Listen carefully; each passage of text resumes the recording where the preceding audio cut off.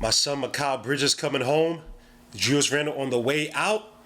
Who'd you guys rather prefer? Hit that rock.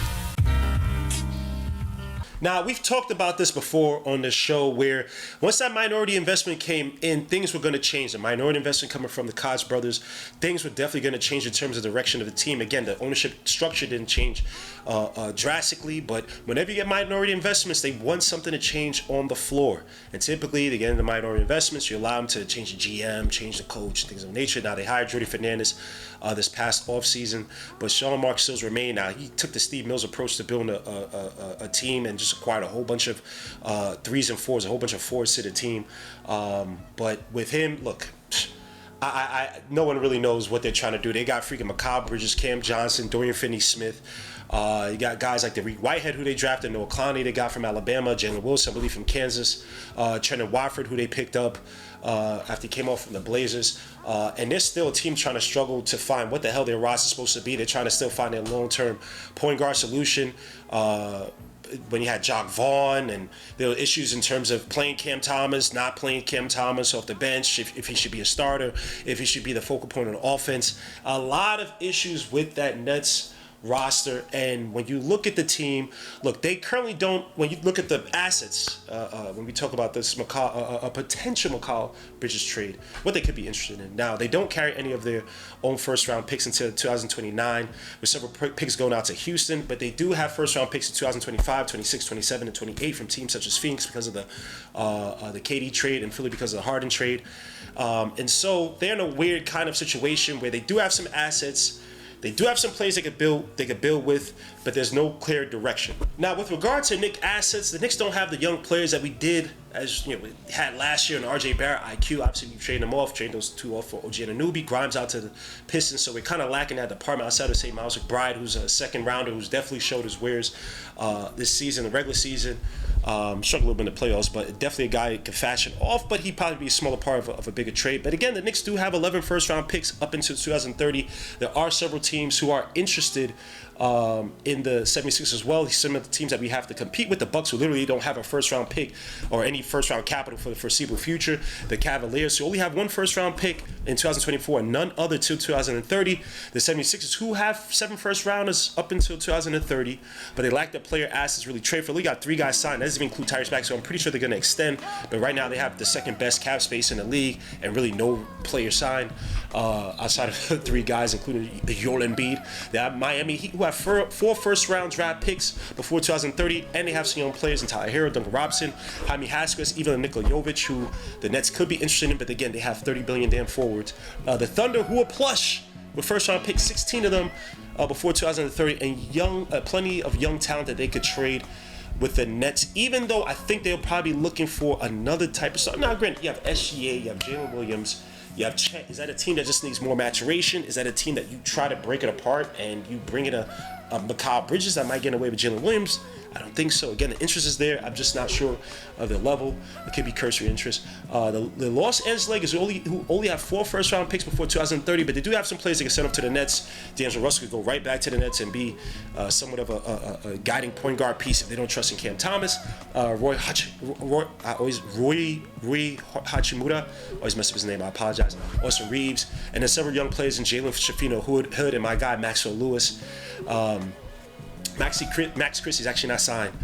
He hasn't been extended for the next season, so he's going to be a free agent. The Grizzlies, who have 8 first-round picks before 2030, and they have some young contracts, and Luke Kennard, Brandon Clark, Zion Williams, even G.G. Jackson, even though I'm not sure everything rides on Ja Morant. If Ja Morant's head and his athleticism, his physical play, or his physical ability is still there, then they might make a run, but I could see the Grizzlies, I don't know, in a few years or so, saying we want to break it up, so maybe they don't want to trade those young pieces for a guy, Mikal Bridges, who's a good but not great piece for them. And obviously, they gave a big contract to Desmond Bane, so I'm not sure. And then obviously the Rockets, who have had interested in Mikal Bridges since last year, tried to entice the Nets with 3 first-round picks, did not work. The Rockets this season, though, or for next season, do have 8 first-round picks and several contracts that could entice the Nets. You got Jalen Green, even though I don't think the Rockets will want to trade Jalen Green for Mikal Bridges, again, who's a good but not great piece. That's not the guy you say, hey, I'm going to pivot my team to now be based on Mikal Bridges. I think Jalen Green is still developing play, still has the talent there. It's hitting, just got to find it. And if you're going to train, probably going to train for somebody a little bit bigger than Mikal Bridges. You do have the Steven Adams contract, Jeff Green, who are expiring contracts for next season. Jabari Smith, who's a solid and still developing forward for the Rockets. Cam Whitmore, as well as Tari Eason, 2 underrated, 2 young, very promising players. So, again, the Knicks probably have to compete with a team like the Rockets. And when you look at the history between the Knicks and the Nets, it's not really there. We've had the last trade between the Knicks and the Nets happened in 1983. We sent up a second-round pick for Len Elmore. No offense, but again, a trade on the surface right now seems unlikely, but never discount or count out the team that's in disarray, the team that's trying to make a move, the team that has a GM that is under pressure. But could the Nets actually make this trade with the Knicks? Can the Knicks entice the Nets with Julius Randle, who is coming off a shoulder injury and will probably be looking for a payday in 2025-26 and forego that $30 million contract? Now, on the paper, the hypothetical trade would make sense for the Nets. The Nets would be able to trade off Mikal Bridges, as well as Dorian Finney-Smith, who's making around $15 million in 2024-25, $15.4 million in 25-26. Also, allow the Nets to have some relevancy in the city. They'll trade for the 2-time All-NBA player, 3-time All-Star Julius Randle, help them create some type of relevancy, keep some butts in the seat, create some drama in the back pages, where, again, it'll be, Julius Randle left the Knicks to go to the Nets and build something. And again, they haven't been able to do it with KD and Kyrie in terms of win something, but definitely created a little bit of buzz. Actually, it wasn't that much because the Knicks was still doing good. It didn't create that much buzz, but anything for the Nets to try to draw the ire of Knicks fans, they'll try to find a way. But when you look at Julius Randle, is he a gravity player that's going to bring in other stars and to certainly make players around him better? He really wasn't attracting stars like that to come to New York City in the first place. He has a mixed record in terms of playing alongside players. Him and RJ Barrett never really could play well together as 2 lefties, 2 attacking, driving lefties who are not really adept as catch and shoot options. He did have some solid numbers with IQ, but typically those numbers came with Randle and Jalen Brunson being it. Jalen Brunson was typically more of the gravity guy. IQ play off of Jalen Brunson, play from the weak side, be kind of like the weak side wing option for the most part, kind of as like an off guard. When you take Jalen Brunson out of those lineups, I'm saying with Jalen Brunson and Randle, including IQ, the sample size is smaller, but the offense around 117 points per 100 possessions, which only ranked right above the 49th percentile in the league when you take that offense. Again, small sample size, but again, Julius Randle and IQ, it wasn't as if it was, magic made for those 2 guys. But for other guys like Jalen Brunson, kind of mixed results as well, too. Now, Jalen Brunson's shooting percentage with Randle before Randle got hurt was around 42.6% on 6.6 attempts a game. That went down to 37% off of 7.1 attempts a game after Randle got hurt. Randle's post-up play opened up the floor for Brunson's catch and shoots, allowed Brunson to kind of take a little bit more of the steam off and play off of Randle's gravity in the paint. But Brunson's other offensive numbers popped. When you look at his numbers, it went from points per game went from 26.6 to 31.5 on comparable shooting at 48%. His assists went from 6.5 to 7.1, and his plus minus went from 5.6 to 8. Then you have to take into account the guys like Dante Vincenzo, whose numbers pop. But you can argue some of that is because he got put into the starting lineup when they took Grimes out. Dante was put into the starting lineup. Then also Josh Hart, kind of argue, his assists and his overall playmaking took a jump. Some of that, though, was out of necessity with Randle's absence. Some of that was also out of design. You saw it in the playoffs, especially in games in the beginning of the 76ers series where Brunson struggled. You saw Josh Hart's playmaking and overall ability shine through in the beginning parts of the Pacers series as well, too. You saw those flashes. So the question has to arise: who would make a better fit for this current iteration of the Knicks squad, Julius Randle or Mikal Bridges? Now, again, gotta look at the contracts, right? Gotta start from the contracts, and you have to ask, is it smart to trade for a guy like Mikal Bridges and Dorian Finney-Smith, who they try to include in that package, Or do you keep Randle and possibly extend him at 40 to 50 million a year at the age of 31? Mikal on one hand would definitely be redundant in many ways to OG Anunoby as a two-way wing, but their presence at the 3 and the 4 in this Knicks lineup could be scary. Again, Tom Thibodeau's been trying to implement small ball over the years, even though some of the league has kind of been going the other way. But in terms of having these big mobile or these mobile bigs who can kind of operate in the ball and be kind of these interchange these big ass 2s and 3s, if that makes any type of sense. See Wembayama, see Chet. And if you believe you're going to get Mikal Bridges' usage back to what it was in Phoenix, was around that mid to high teens percentage, when he came in 2021-22, I believe, came in second defensive player of the year voting, largely because he was the number one option, didn't have to expend as much energy. And despite being a quasi number one for the Nets, he still put up okay defensive differential numbers and was good for at least one less point in regards to team's overall defensive rating. If you think you're going to get that, you might be getting a steal. And obviously, Dorian Finney-Smith coming off the bench could definitely be a dead piece, especially for a guy like OG Anunoby. You're going to give him a lot of money. It might need an insurance plan. And you have that in two guys, Mikal Bridges, Dorian Finney-Smith. Dorian Finney-Smith, I think, has just kind of struggled a little bit with the Nets. I think he had a better flow with the Mavericks. Could return to that in terms of having a team that's playing playoff basketball, having a guard that they could having a direction, really. Definitely helped Dorian Finney-Smith. When you look at some of the things that Mikal Bridges offers, you look at Mikal Bridges' catch and shoot numbers, even as his usage increased, he's always been shooting above 36% since 2021. Still shot above 38% last year, all in all catch and shoots, despite being the Nets' number one option. Them really not having a good point guard, because Cam Thomas is a scoring guard. He ain't really passing like that. And also, too, Mikal Bridges is definitely a much more improved mid-range shooter, skill that he's developed in Phoenix, where he was made to be a creator at times. Many times when Booker was out, Chris Paul was out, many times the number one option was Mikal Bridges. So he's a guy who's definitely took the Jimmy Butler role. Some guys out, he's definitely stepped in, be able to become a viable playmaker. Now, is he a number 1A guy? Probably not. Even if he's not a number 1B guy, but we don't need him to be. This is a team of Brunson and his league of men.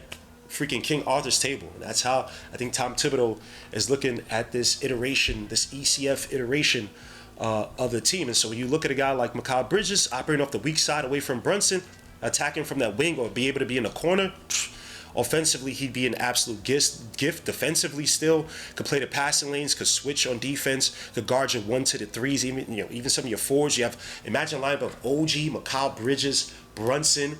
You switch Josh Hart, have Dante play off the bench, and have iHart. That is a scary defensive line. If you look at the playoffs this season, again, the funny thing, the issue was not the offense. The Knicks were number 4 in points per game, I believe, number 3 in offensive rating. We ranked near the bottom in the playoffs in terms of defense. That pace of series killed us. Imagine having Mikal Bridges out there. I'm just saying. Imagine your man, OG Anunoby still being hurt. Mikal Bridges could come in and take his spot and fill in the blanks, fill in the gaps. And you don't have as much pressure on Josh Hart. You need Josh Hart to also be healthy as well, too. But just imagine Brunson and Mikal Bridges holding it down until Josh gets back, better with the rib. Maybe OG could join us in the ECF. I'm just saying, the issue this playoffs was not the offense. It was the defense. And on the flip side, you got Julius Randle, who played as a number 2 to Brunson's game, off to being a guy that Knicks could dump the ball off, he could create, bully in the paint. And I'll say this, he did struggle to begin the season. Had the ankle injury coming off from end of last season. But this is a guy in Julius Randle that I think that in the month of December, when he stopped taking as many threes, because remember, Tom Thibodeau would allow Julius Randle in the season before to get comfortable, because I think Tom Thibodeau struggled in terms of finding a proper rhythm for Jalen Brunson. Just came over from the Dallas Mavericks, and Julius Randle, a guy who was all NBA when he first got here, the first year that Tibbs coached, kind of fell apart that second year. So Tibbs was grasping at straws as to say, how the hell do I get these guys to work well together? Allow Julius Randle to shoot a lot of threes early on in the game to get into a rhythm. But then Julius Randle started to figure it out. He's not a three-point shooter like that. Get your butt in the paint. And you saw it in games against your man Julius Randle, it clicked for him. And he was attacking the paint. He was an absolute scary bully. The gravity he created, the points he was getting. I mean, this guy, he was going back to the old Julius Randle, the old physical Julius Randle, and it was clicking for him. So again, as a viable number 2, he played decent after that, or played very well after that. The first few months, when he got to December, you saw not necessarily the ultimate Julius Randle like you saw in his All-NBA season, but you saw the best version of Julius Randle now. And so if you think that Julius Randle is a number 2 guy. You don't mind the Knicks picking up his slack defensively, like we've seen when the Knicks went on that 12-2 run. Some of the most beautiful basketball I've ever seen in my life. 12-2 in January when OG Anunoby came. Julius Randle, Brunson had a good chemistry. OG was killing. If you like that iteration of the team, then Julius Randle would definitely be your guy. But you look at the playoffs, you see how the two teams have made it. You got the Boston Celtics. Now, granted, Boston Celtics had some of the easiest playoff paths to go through the season. But then the Mavericks too. They don't have these front courts that have guys like that are bully ball type of guys in the paint. They're typically spread offense, especially the Celtics. The Mavericks obviously have Kyrie and Luka Doncic, but their front court typically relies on Lively, Gafford, and even PJ Washer is more of a space guy. So it's not as if they have that old school bully into the paint type of game. So again, you could go either way. And again, if you look at the Knicks in the playoffs, if OG and Josh Hart remain healthy, the Knicks are a playoff team, and this is without Randle. This is what I'm talking about. It's a little bit scary. Now you start thinking about with Randle. I said this early this season. Once you take Randle out the equation, does it start to creep in that he's not as necessary to this team's success? I just have to ask that, and I know people might kill me, but imagine a lineup of Brunson, Josh Hart, Mikal, OG, Hart, stifling defense, no space in the passing lanes, catch and shoots all over the court, rebounding all over the freaking court. I'm just saying, man, and doing this with Bridges' cheap contract to 2026-27, which you take into the TV contracts expected to come in 25, 26, I believe, or 24, 25. 2025, whenever the damn TV contract is expected to come in. When you think about that TV contract, obviously 286 for the max to 300, and that trickles down to some of the mid players. Mikal Bridges is an ultimate steal to get him to a Defensive Player of the Year player, a guy who will basically give you 20 a night if need be, can give you 3 to 4 3-pointer shots a game. Hey man, you marry that with Brunson's contract. If he takes the sweetheart deal, takes 156 over the 270, 156 for 4 over the 270 for 5, bro. You could get another girl. I'm just saying the flexibility is there at least for the future, because obviously Dorian Finney is going to be here for a few years and Mikal will be here for a few years. But I'm just saying, when you look forward into the future, this is Brock Aller's version of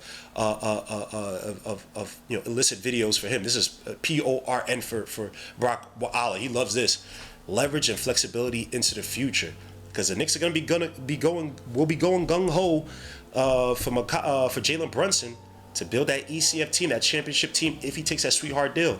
And you need as much leverage for the future, because then once you have to pay Jalen Brunson, you're gonna need some leverage on the back end. So again, I'm just posing out to you what may work best for this Knicks. Is it Julius Randle or is it Mikal Bridges? And so look, those are my overall thoughts. Look, it would suck to do this with Julius Randle. There's a guy who was loyal, took a sweetheart deal with his team. Does the front office feel a loyalty to him? If you're on the cusp of an ECF team or a championship team and Randle doesn't fit that equation, are they gonna say, hey, look, this is a better business deal, we gotta keep it moving, we love you, Julius, but this ain't it, we gotta keep it moving, man. We'll try to get your team to outpay you, because again, it comes up 2025-26, you take that contract and not do anything with it and try to make a run, obviously. But I'm just saying, do the Knicks make that same mistake that I think they made a few years ago by extending him, thinking that All-NBA season was going to be a precursor to more, but they did sign him on the cheap, so maybe they felt like, this is our hedge. But now you don't want to create bad blood by trading Julius Randle to the Nets.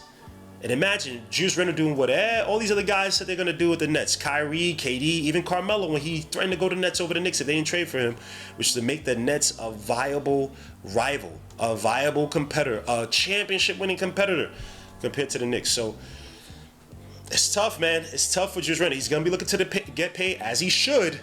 But do the Knicks count to keep good relations?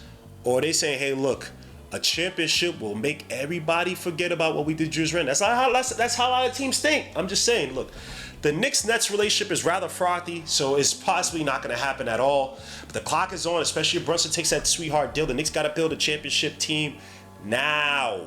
Or not build now, but they have to get the final pieces in play. And that may mean having to snatch off the freaking or rip off the freaking scab, the pain, and say, hey, look, man, we tried, bro. and trade up Julius Randle. Like, I would love Julius Randle to come back and kill the next season, but the Knicks still got to think ahead. So we'll see. But again, Knicks got to attack teams and front offices that are on the cusp. Not on the cusp, that are starting to crater. Teams like the Nets, teams like the Pistons. Jaden Ivey, my son, let me chill. That's a video for another day. Let me chill, son. Jaden Ivey needs to come home. Let me chill, son. Troy Weaver and all those guys are breaking apart. Monty Williams, they about to crater that and destroy that. Let me chill, man. Jaden Ivey, come home. Let me chill, man. Let me chill. Stop. But Knicks got to start attacking some of these bad front offices and make deals for the future. Get cheap assets here because guys can start to get paid. OJ Anunoby now is coming out 140 to 160, whatever they said that that the Knicks are poison. I just think that people just postulate, but there is some color or some rumor that OJ's gonna get paid and most likely get paid for the Knicks. Got to make good on their investment, so he's gonna get paid. Brunson might get paid. So again, got to think about the future. Jaden Ivey might not be the guy now. You get maybe extend him for the cheap, put him in that playmaker role, come off the bench, he kills for you in the playoffs. Doesn't come off too expensive. You sign him, extend him. That's a conversation for another day, guys. Let me know what you guys think. Mikal Bridges, Julius Randle. Do the Knicks make a trade for Mikal Bridges with the Nets? A trade they haven't done since 1980 mother effing 3. Can the Nets build that bridge? And who's going to go in that deal? Does Mikal Bridges and Dorian Finney-Smith take us over the top with a healthy OG Anunoby, healthy Josh Hart, healthy Jalen Brunson, Dante to the mother effing DiVincenzo, my son Miles McBriddlestein? How do you guys feel about that type of trade? Is that the trade you make? Is it going to take Mikal Bridges? Is it going to take Julius Randle and maybe 2 first? Do you think we have enough assets to compete against a team like the Rockets who have been gung-ho Mikal Bridges for some time now?